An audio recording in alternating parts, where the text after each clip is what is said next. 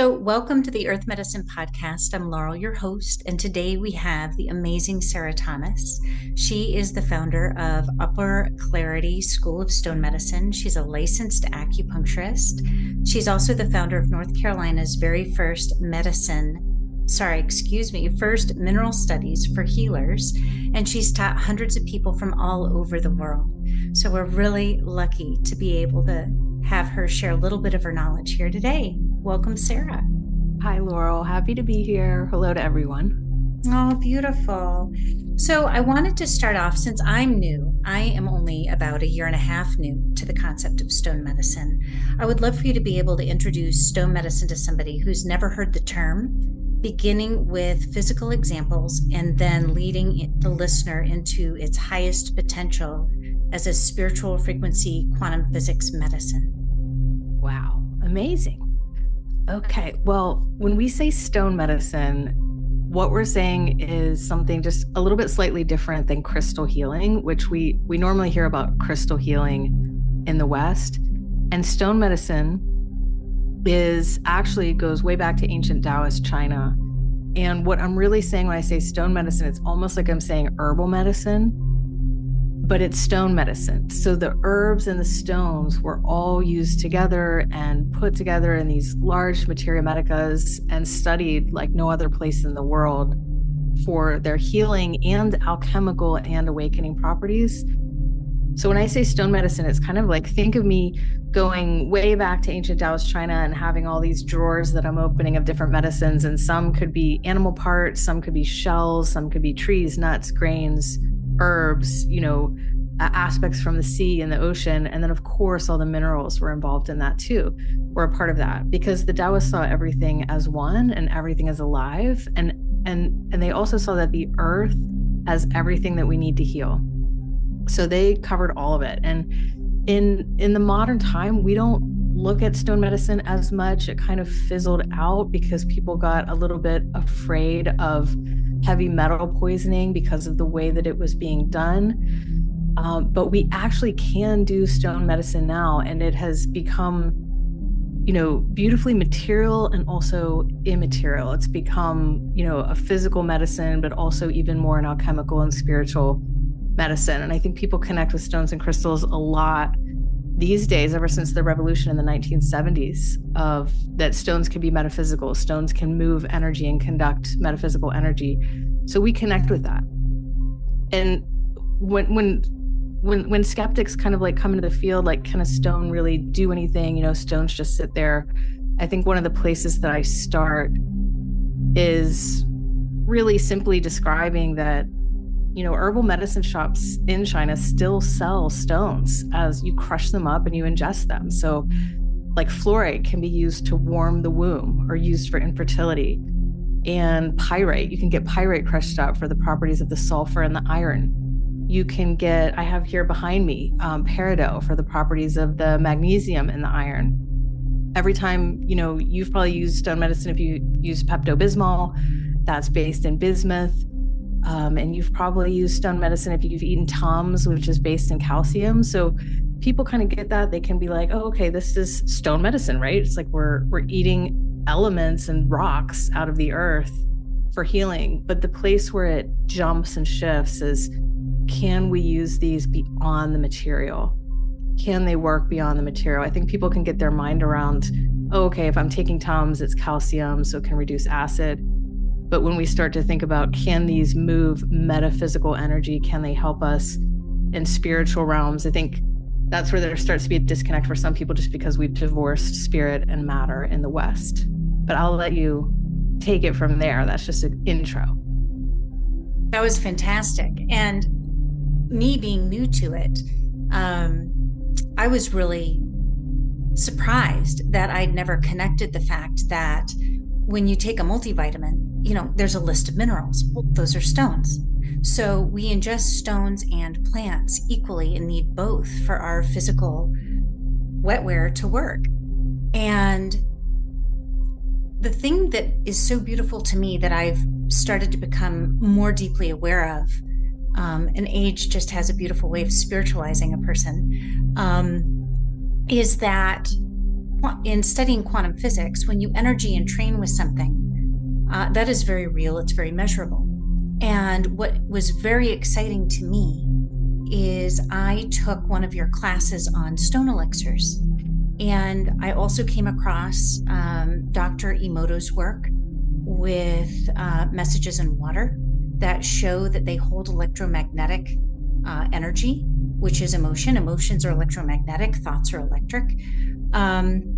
And then also, I don't know if you're familiar with Dr. Pollock's work, who took Dr. Emoto's work even further and shows the actual molecular structure of water when it's exposed to higher frequencies and how it takes on the structure. So it gives scientific framework for how elixirs work. So when we say that we can entrain with higher frequencies, and health is a frequency, when we can entrain with these things instantly, one of the things that we can entrain with is the frequency of stone. And if we didn't know the science behind it, it would seem like magic or woo. And I know that there are realms of this that we can't wrap our heads around, but we know that work. So maybe you could take us into the more metaphysical side of where stones really shine to help pull us into the frequency of health.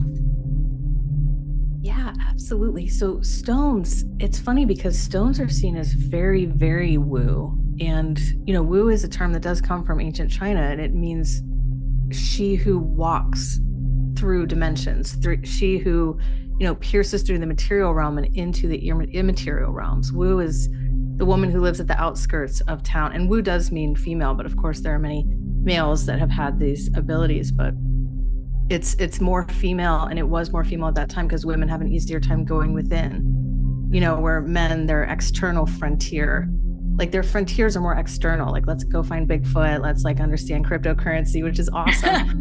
For women, it's like the frontier is more within. So women found that they could go within, and by going within, they could travel to other dimensions and shamanically talk to the wolves or talk to, the mountain, or talk to the flowers and know how to make a flower remedy, or talk to the stones and know how to make stone medicine. And stones are actually seen as the most woo. And it doesn't have to be hierarchical, but of all the energy, all the living energy on the earth, when I was mentioning plants, seeds, nuts, grains, etc., stones are so woo, and I'll tell you why.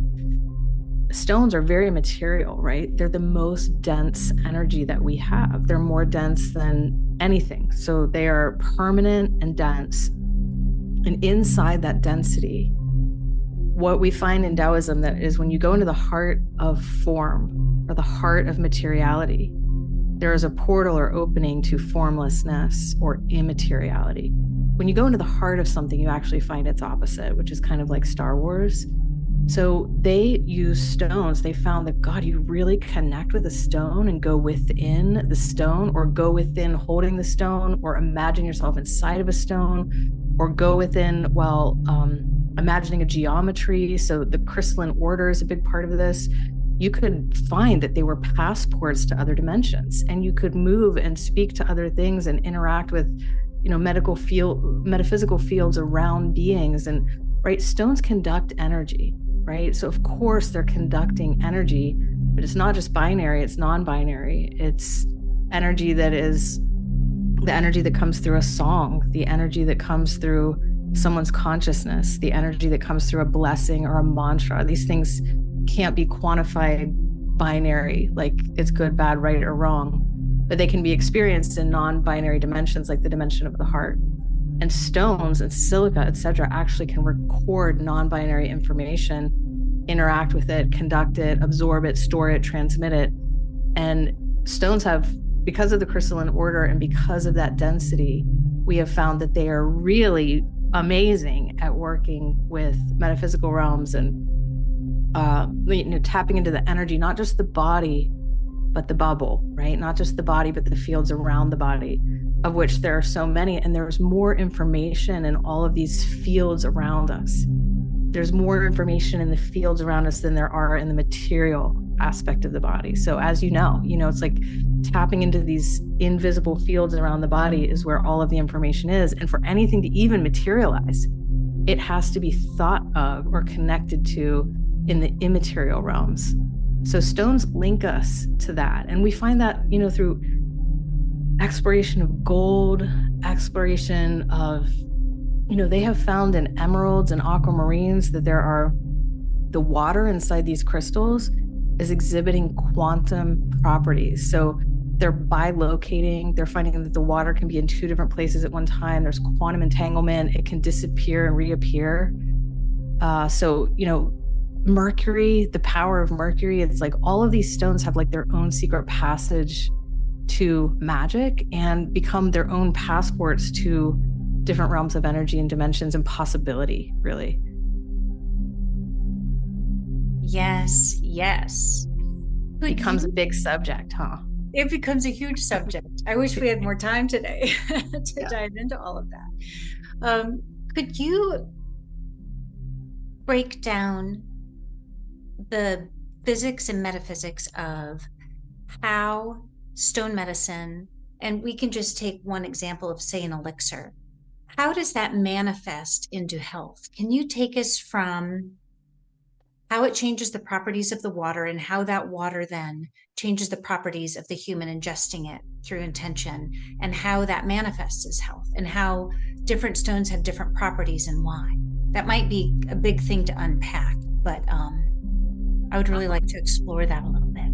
Yeah, I'll do my best. So elixirs, so we put the stone in the water, and the water changes based on the essence of the stone. So this is the spirit of the stone. It's the heart of the stone. There's a living spirit in the heart of the stone. And that essence, we were taught this by the Taoists. It's called the dawn. It's the essence of the stone. And that will structurally change the water, not compositionally. It's still H2O, but structurally the water changes. And this was all, realized scientifically by Rustum Roy and others in material science research on water. And they figured out how homeopathics work. It's that the structure of the water can change based on this vibrational information.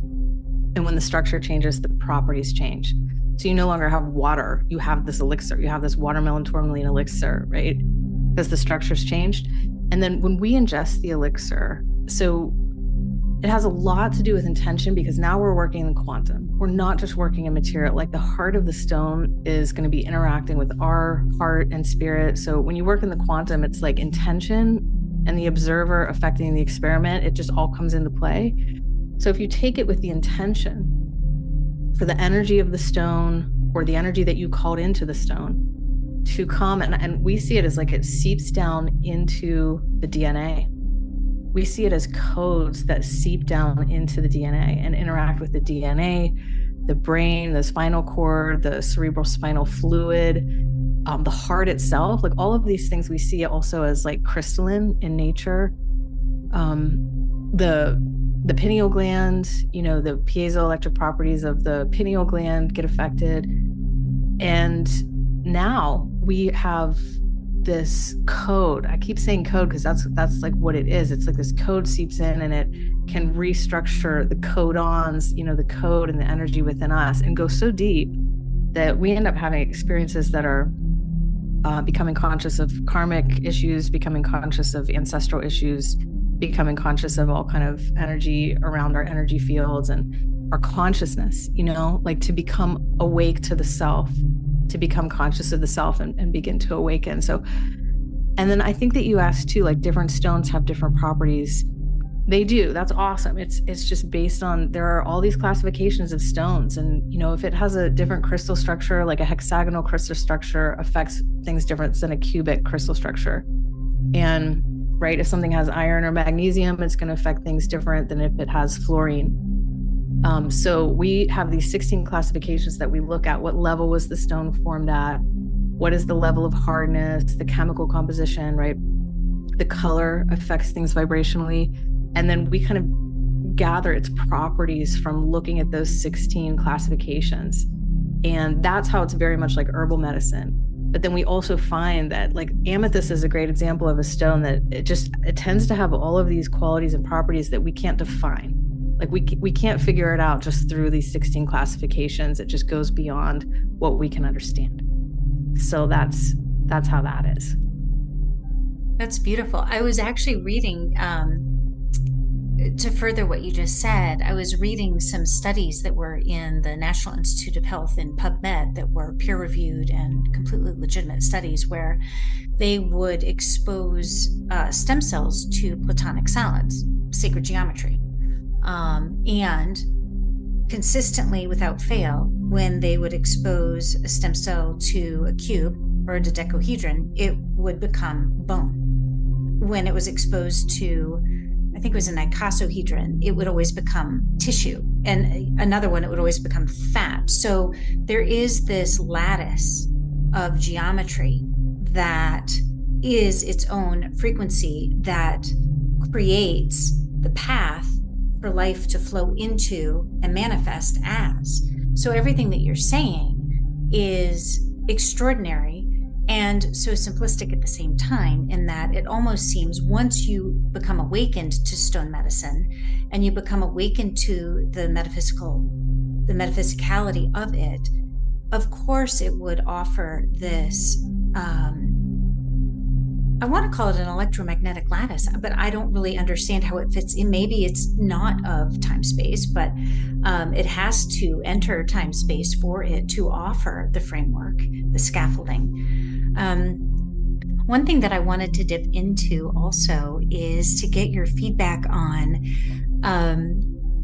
I know what it is to be in a dream state and to experience a stone communicating. And that might sound like it's far-fetched to a lot of listeners, because I'm so new to this journey, and I know a lot of my listeners will be new to the journey too, and I don't want to, scare anybody. But when a stone, or when a plant for that matter, calls to you, and when you experience it, you know what that is, and it's hard to put into words. And then when you experience it in a waking state, the way that it speaks is through, for me, was through emotion. As you know, that I had the experience with fluorite, and it washed through me as a knowing, as a remembering of an emotion that I don't even have the remembrance of the last time that I had experienced that emotion. And it felt like it was giving me that gift so that I could start to practice to recall that emotion, to call back my wholeness. So I was wondering if you could shed some light on how stones work in that way, by gifting us that moment of whatever we believe that we either have missing or can't remember, or we gave away, or we feel that we had stolen, or whatever victimization, false ideas we have about missing pieces of ourselves. How do stones help bring that back? And can you explain it both on the metaphysical level and then maybe more on the electromagnetic or the biological level? What I love about, when I was listening to you speak that, I was just thinking of one of my favorite quotes that I've ever heard in my lifetime is by my avatar teacher, Sri Bhagavan in India. And they teach a lot about what it means to awaken and help us see that. And one of the great quotes that they say is, "The unawakened one knows and understands, but does not see. The awakened one does not know or understand, but sees." So the awakened one sees, but does not know or understand. And have you ever had that feeling where you just all of a sudden the stars of your life become a constellation and you just see the pattern? Yes. And once you see it, you can't unsee it. I just got chills. Yes. Yeah, that's a shift in consciousness. And that's what it means to be able to see but not know or understand. Because I got chills too just now, because it's that quote always reminds me there is so much that we're going to experience at the level of the heart, at the level of our consciousness, that we can't go back and know or understand. We can't know it, we can't understand it, we can't say this is how we got there. It's not going to be, you can't find it in Newtonian physics. You probably can't find it anywhere. But we see it, we see the pattern. And once you see it, you can't unsee it. And so that's consciousness. And when you were telling your story, I was like, when stones come to me in dreams and things and meditation, etc., And I bet a lot of your listeners actually do have this experience, maybe even more than we think.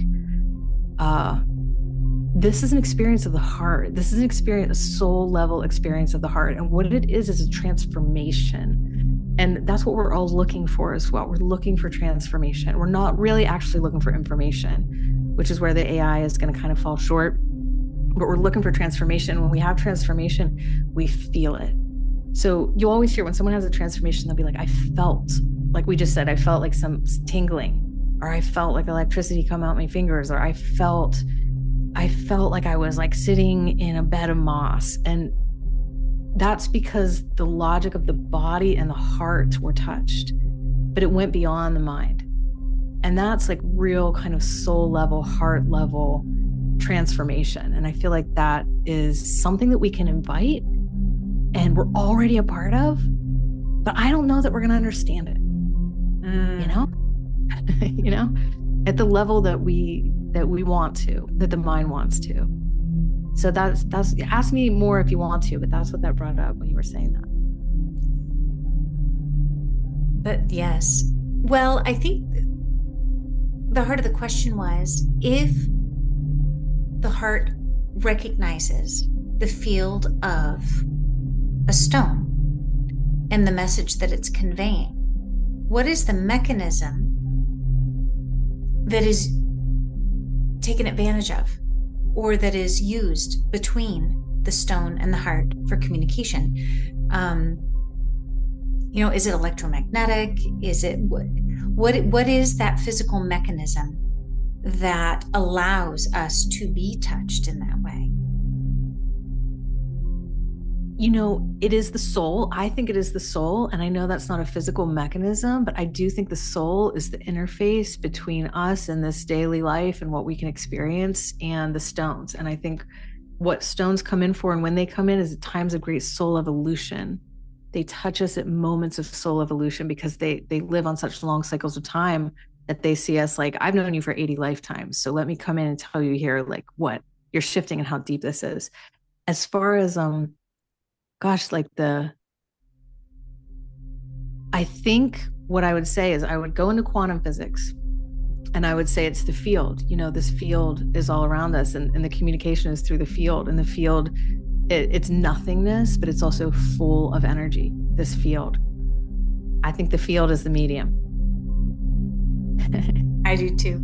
I really do. So I wanted to take this a step further and ask you about how, and maybe you actually already touched on this, but I wanted to ask you more deeply how stones are a portal to other dimensions outside of space-time. And also, to preface this, is that other dimensions aren't elsewhere. It's all here. It's just different frequencies that our physical bodies can't detect. So everything is always here all the time.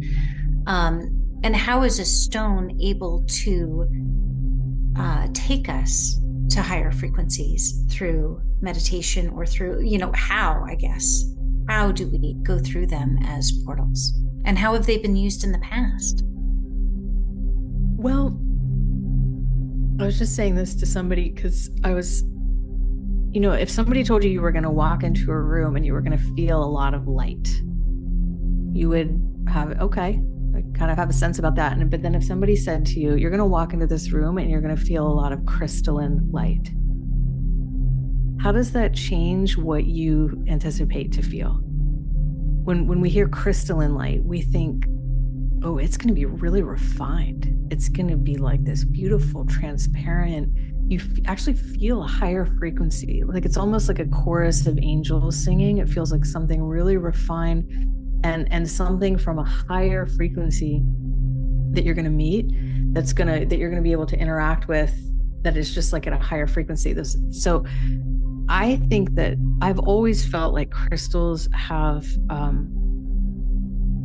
their body here in the material plane like us, but also have this cord up to the divine, and many parts of them, even more parts than exist materially, exist at these higher frequencies. Crystals have this order inside them, this periodicity. And if you were inside a crystal, you'd look up and you'd see like millions and billions of atoms in order. and you'd look to your right and look to your left and look down, and it would just be like this perfect order everywhere around you. And order, as we know, the more ordered it is, the more close it becomes to the 5D. That's why when we see patterns, we're interacting with the 5D. It's order. And then get up to the higher frequencies, it's more and more order. So crystals have always been seen as like this pathway to really divine energy through that order. I think something's going on inside.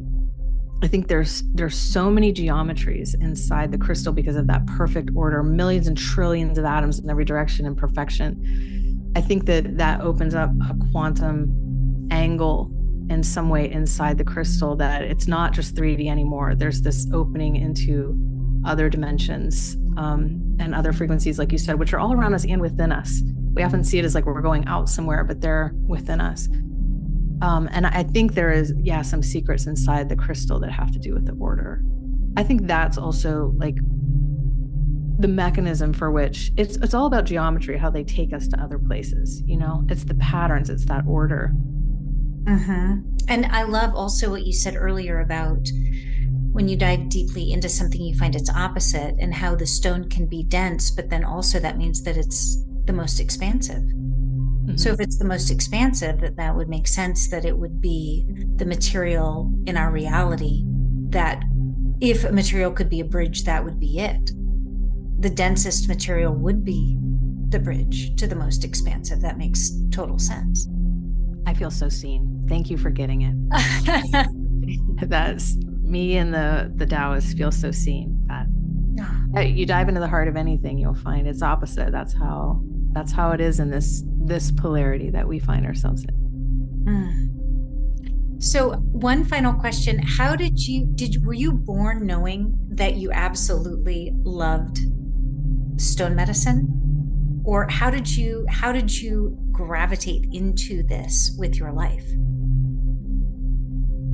I come from a place where I learned a lot about I am not of this earth, and I can't say that I know exactly what that means, but I am kind of like a visitor here, and I do love this earth very much. But I come from a place that had a lot of deeper understanding about crystals and grid building and ancient sites, and the shining ones come to mind. That's how I feel like my home is. When I went to Egypt, I walked up to the Sphinx, and I just cried because I could feel all these beings underneath the Sphinx, and I could look up at all those stars and Sirius, and I felt home. I was like, okay, this place is a Stargate.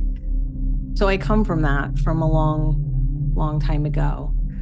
But when I came into this earth, as a kid, I was just obsessed with telescopes and stars, and I would stand out on very freezing nights and look at the stars and stuff. That was my obsession. I didn't really know about rocks or anything until I got older, but I always knew there was more, as you and probably many people listening also felt.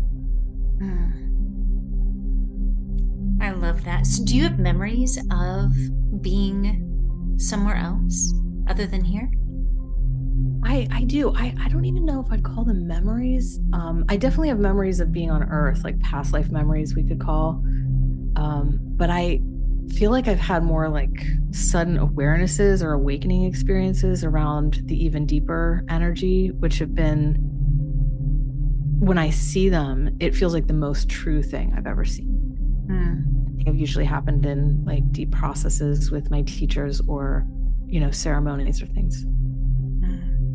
Yeah, but they don't feel like a story where I was like a person walking along kind of thing. Gotcha. It's more like, whoa, I was an energy, Gotcha. I love it. I love it. And I love that I now have been invited to be part of the unfolding of whatever the second half of my life is going to be. I mean, if I could not have imagined a more profound and softer wake up call. I mean, I've had some abrupt wake up calls, but the stones, that wake up call has been an unfolding versus a shakeup, and I deeply appreciate that.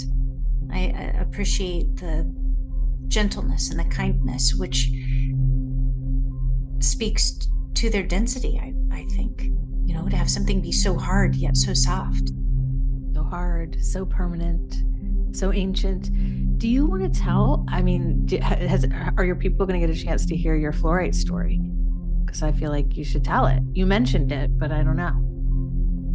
Well, sure. I had a dream that I entered a cave, and it was a cave purely of this stone that was backlit. I didn't know what the stone was. Johnny, my partner, and I were in Scotland at the time. And I woke up the next morning, and he is very spiritual as well. And I shared the dream, and he thought it was very important. And we set out on our day to go explore. And we set the intention that I wanted to find out what stone that was. And we were a few minutes out in the car, the rental car, and we saw a crystal museum. And we're like, oh my gosh, we didn't even know that was in this town, because we'd fully explored, and I'd fully explored all the places online that we wanted to go visit. So on the way back, we stopped in, and there was a huge chunk of the stone exactly from my dream, and it was fluorite, and we were the only people in the museum. And I just sat down and cleared my mind and focused and just allowed for whatever was going to come through. And I was washed with a feeling that was so powerful that I don't remember the last time I had felt that way. It was tapped down from trauma. And it was such a gift, because I can go back and remember it and bring that feeling back into my body and work with it in that way. So we ended up coming across a few other stone stores with vastly wise owners and curators who introduced me to pieces of fluorite that essentially have come home with me and become my teachers. I listened and took your class, the elixir class, while I was over there, which was another serendipitous thing that occurred, and was able to get a quartz test tube and start working with fluorite. And since then, I've started working with other stones. I've got a little stone apothecary going, and Johnny loves it too. We make him elixirs as well, and being able to connect that way with the minerals and stones, and each one has a different lesson. Have they been as large as the fluorite? No. Have they been tangible in change? Yes. Yes. Right now I'm working with garnet, and what I've discovered is it can shake up that trauma so that you can see it and work with it and let it go. And I felt that I can feel where it's exiting my body physically. So I do know that each one works in different ways. It's very real. I don't exactly understand how it works, but I trust it.